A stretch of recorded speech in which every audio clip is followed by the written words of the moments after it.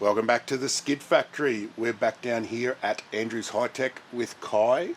Mate, isn't it called Knight Family Motorsport now? Soon to be called Knight Family Motorsport. Very soon. If you're in the area, make sure you use Kye for your tuning needs. Very exciting. Highly recommended by the Skid Factory. We've got Gussie's H6 Liberty. Gussie's about to get his license and we have a bit of a problem. Fuel prices are through the roof. They are here and all over the world, I guess. And he's not going to be able to afford to drive it. So today we're going to do a bit of an experimental tuning. We're going to see what we can get away with. First, using a cheaper fuel. So we're going to go with E10. That's the cheapest petrol-based fuel that you can buy in Australia. And then we're going to go to E85 and actually see whether we can gain more power.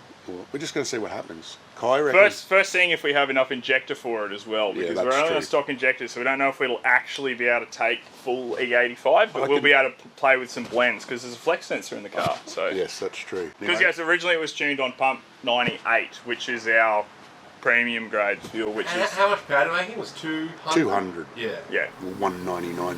Which we'll run it up with the book. So it's got 98 in the tank right now. We're going to do a baseline for today's atmospheric conditions, and then we will start playing with it, and we'll see how much you're going to lose on the E10 versus the 98. So I think we've done about 20,000 kilometres since the original tune. So in the ECU, there's going to be a lot of data that Kye can look at as far as knock corrections and stuff like that, and that'll give him a bit of an idea about you know, what we can get away with when we actually go down to a lower octane fuel. Correct. That's the plan anyway. Yeah. Let's get into it. The first thing we've got to do is change from the ESP software to NSP. So any Elite ECU, you can change to NSP now. There's a couple of step process to do it, but it's highly recommended. There's heaps of advantages to the NSP software. It's all new, so get on it. If you don't know what you're doing, you're probably best off getting your tuner to do it, but it's definitely worth it.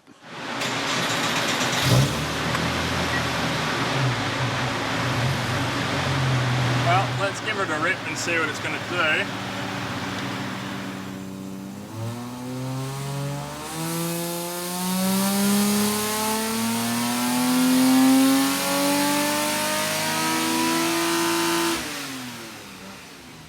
Like that even shows we could possibly take a little bit out of it, but I remember those higher power pulls. I think we had the airbox off this at one point. We just took the snout off it. Yeah. Done all our firmware updates and got the engine running again, and just run through an initial pull to see how close it was to the original tune from 20,000 k's ago. It was within a couple of horsepower, so that's pretty good. It's a completely different weather today, so you can expect a little bit of change. Then Kye's gone in and checked the long-term knock correction, and there's a lot of knock activity there, so he's then deleted that out and done another pull to see what the changes were. And what did you find, mate? Yeah, well, what we found was that what I had sort of thought might be the case is that it did have a couple degrees pulled out of it here and there, but that can be detected by it can hear things other than the engine knocking. So we pulled that timing back, that we zeroed those trims, and the power did pick up some power, which is showing what it likes it. And also we also saw no more knock activity on the dyno right now. So that's, as I saw it can as it learns that knock, it can be from other factors. You know what I mean? It could be you know, and that's why we leave all these things on. It's that the ability for the ECU to learn and adapt to, you know, different fuel grades, temperatures, loads, all that sort of stuff. You know what I mean? So, but yeah, it's literally printed off within within a horsepower, you know what I mean, of what it did 20,000 k's ago. So, sweet. Yeah. Since we're chasing fuel economy, we're going to have a look at the cam timing, see if there's anything there to be gained. The cam timing map that's in the engine is one that is essentially like derived off a factory Subaru calibration, and then we optimized it for wide open throttle. We left it kind of factory as it was in the cruise areas, which seemed to work fine, but we're just going to have a play with it now while we're here. We're actually trying to burn some fuel up. We'll see if there's anything left in it by moving the cam angle and then targeting a torque on the dyno, and then we'll be seeing if by changing the cam angle we can actually reduce the fuel mass required to create a certain amount of power, which that is fuel economy. And then after that, we'll change into E10, is it? Or? Yeah, we'll go to E10. Yep, Yeah. we'll go. But that table stays the same for E10. Yeah, exactly right. It's like what's going to, I mean, in a general rule of thumb, what's good for one fuel is going to be good for another fuel. This is more looking at the efficiency of the engine itself.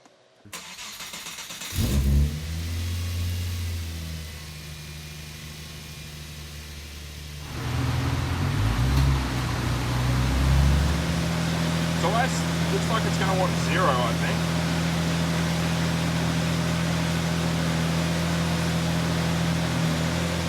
Where it's starting to get inefficient. So you can see here, so to me to make 20, we're up at 11 pounds per hour now. Whereas if we go to, so that's 20 on the dyno, 11 pounds per hour. If I go back to 0, at that point, that's almost spot on, really. You know what I mean? Like exactly where it was, where it was commanding just a very little amount. It was around about sort of 6, 7. I think it's literally spot on. It's literally. So the next one we'll say 100 in 6th. We'll check to see what that RPM relates to.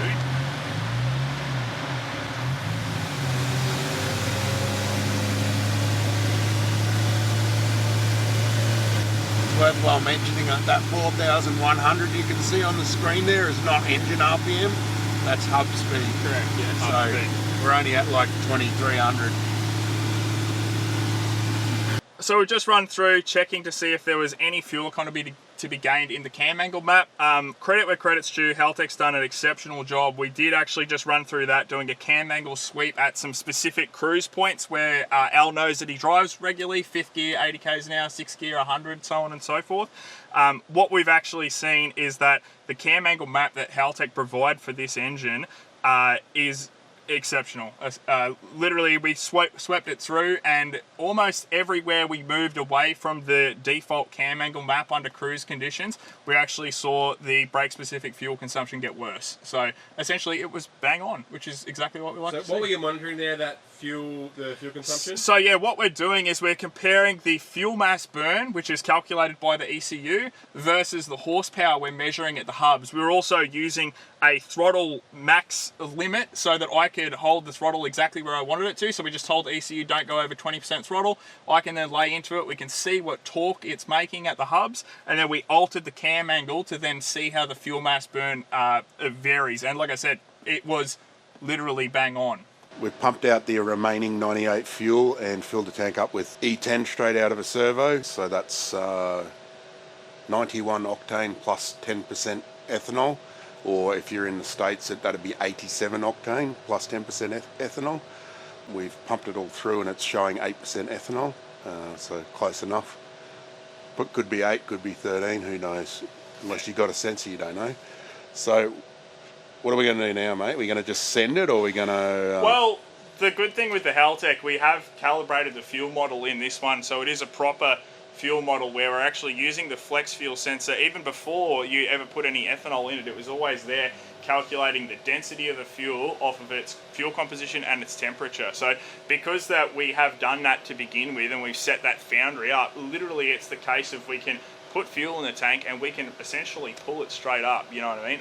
Obviously we were expecting that we might need to take some timing out of it, but the other thing is we have verified the knock control works and everything like that. So, and on such a low stressed engine, this is a very low risk platform. It's not a 1,000 horsepower engine with 40 pounds of boost in it. These would run off the knock control as a factory car anyway. If we data logged a dead standard one, it would have knock corrections constantly, even dead standard. So that it's, Yeah, so it is a high compression engine, which is the only thing that makes it a bit more knock sensitive, but and they are terrible from factory because the exhaust system makes them knock. So if you've got one of these, it probably doesn't have as much power as it's supposed to have because the exhaust system's so bad that it chokes the engine and makes them knock. So put a better exhaust on it. Yep.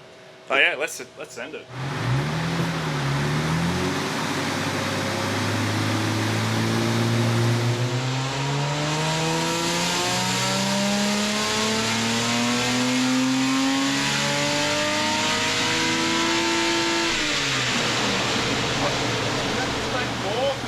Literally more, like everywhere. So we've done our first pull and it's turned out pretty good. It actually made more power than the 98 tune. So That's pretty surprising to me, but back when I first talked about this with Kye, he assured me that it would be no problem, and that comes from experience. He's done this before, and it's still pretty surprising, as it probably would be for people watching as well. What's the story?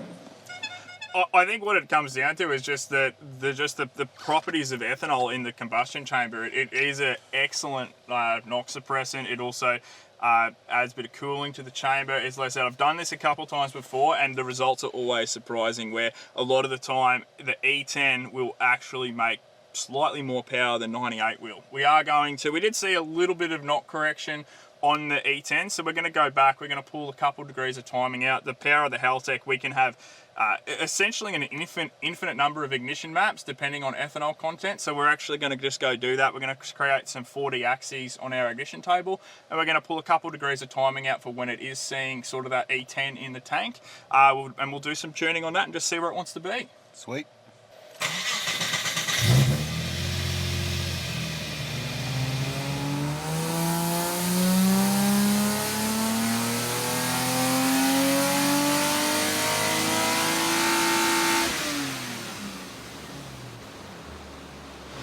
So Gussie's old enough now that I control him pretty hard on stuff, so I told him that we were going to lose a heap of power, and he got butthurt. So then I told him that we actually lost 65 horsepower, and then he's like, "You're trolling!" And then I told him the engine blew up as well. It's good to be a dad.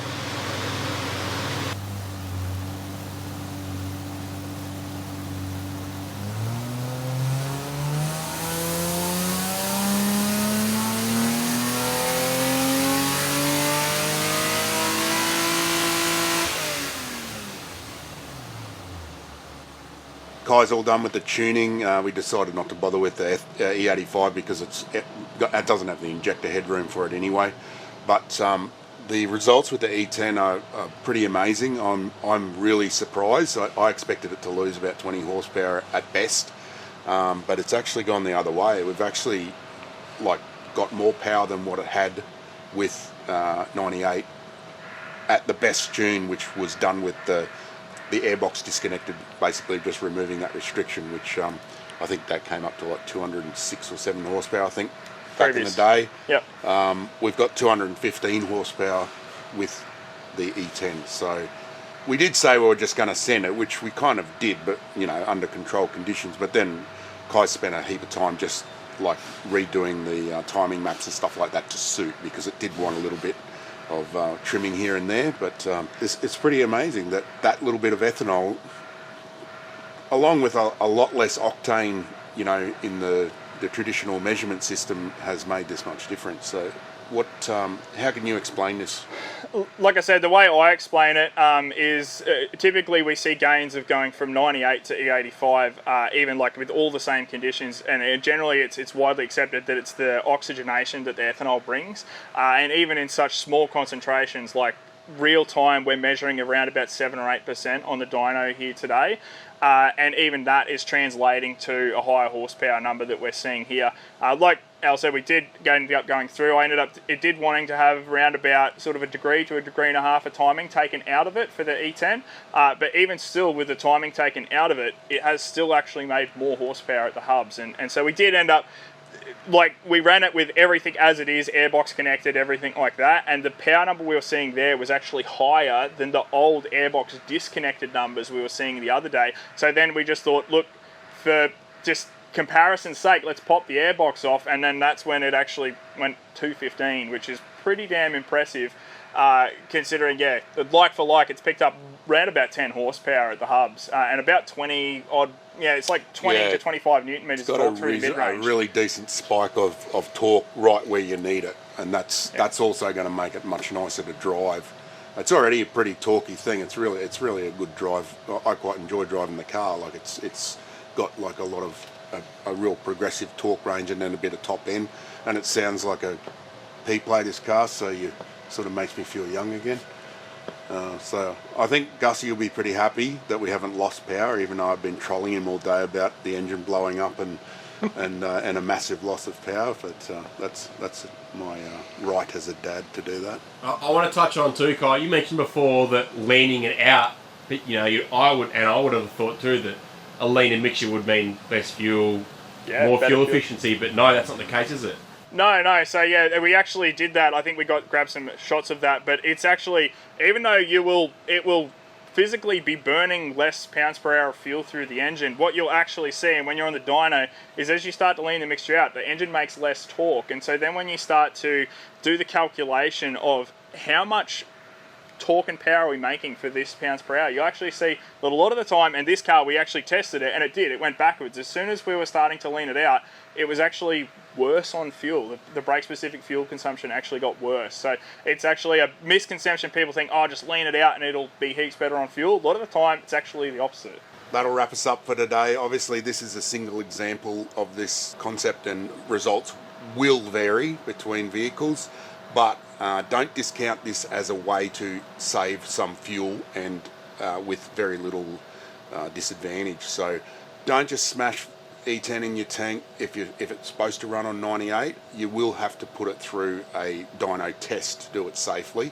But in many cases, this is an option for basically you're saving fuel via paying less at the pump.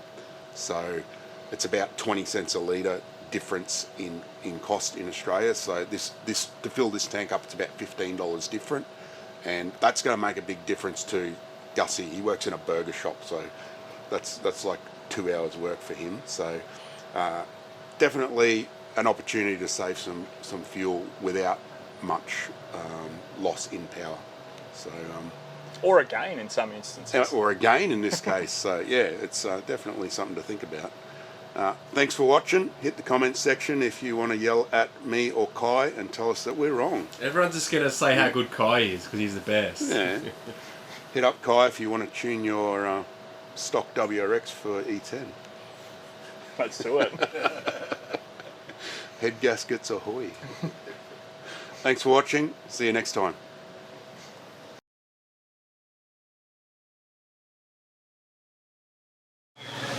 No, I wouldn't do that.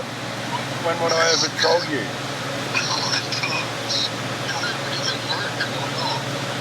It's just the head gaskets. It's the Subaru bros. That's what they do. It's either that or the bearings. I'm not sending a video of coolant. There's coolant all over the floor. And Kye said you got to come and clean it up. And also the tow truck to get it home will probably be about $300.